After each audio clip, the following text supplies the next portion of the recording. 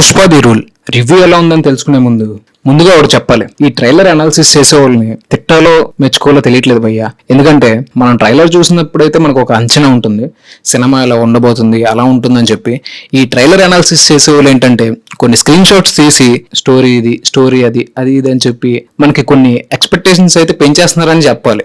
Particular గా Pushpa trailer లో అయితే కొన్ని షార్ట్స్ తీసి సీన్ ఎలా ఉండబోతుంది, పుష్ప ఇలా రాబోతున్నాడు, తర్వాత ఇలా వస్తాడు అని చెప్పి చాలా రూమర్స్ అయితే క్రియేట్ చేసి వాళ్ళకంటూ ఒక స్టోరీ క్రియేట్ చేసేసుకున్నారు.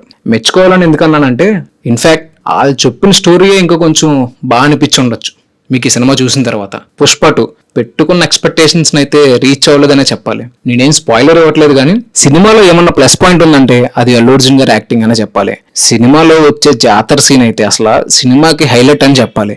శెఖావత్ సార్ ఏమన్నా జోకరా, కమీడియనా అని అయితే అనిపించింది. విలన్ అంత స్ట్రాంగ్ గా ఉంటేనే కదా హీరో స్ట్రాంగ్ గా ఉండేది. పుష్ప ద రూల్ అని పెట్టారు కాబట్టి పుష్ప ఎక్కడ డౌన్ అవడు, పుష్ప చెప్పిందే జరుగుతుంది, ఈ థీమ్ తో అయితే సినిమా మొత్తం వెళ్ళిపోతూ ఉంటది. మనకి ఈ సినిమాలో మెయిన్ గా మైనస్ ఏంటంటే స్టోరీ అసలు ఏమీ లేదు. సినిమాలో ఇంకా చాలా కంటిన్యూటీ మిస్ అవుతుంది భయ్య. సింక్ ఉండదు, సీన్ తర్వాత సీన్ తర్వాత సీన్ సంబంధం లేకుండా ఉంటాయి, ఏదో ఎలివేషన్స్ కోసం రాసుకున్నట్టే తప్ప. ఈ సినిమా చూసాక మనకు అసలు కొన్ని సీన్స్ ఫస్ట్ హాఫ్ లో కొన్ని హైలైట్ సీన్స్ ఉంటాయి, సెకండ్ హాఫ్ లో అయితే జాతర సీన్. ఇది తప్ప సినిమాలో మేజర్ గా చెప్పుకోవాల్సింది ఏం లేదు.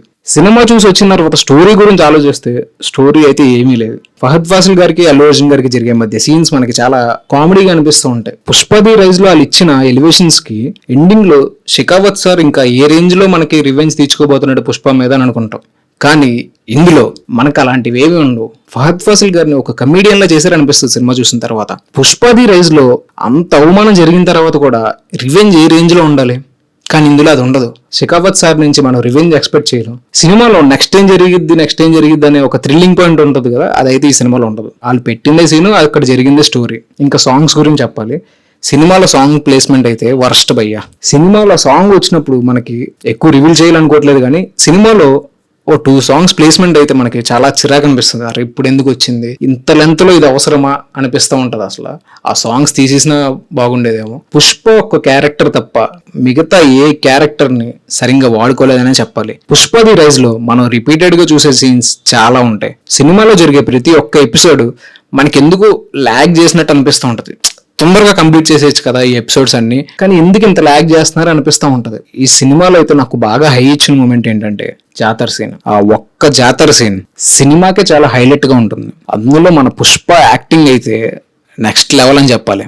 సినిమాలో జరిగే ప్రతి సీన్ ఎలివేషన్ కోసం వాడుకున్నారే తప్ప స్టోరీ డెవలప్మెంట్ కోసం అయితే వాడుకోలేదని చెప్పాలి.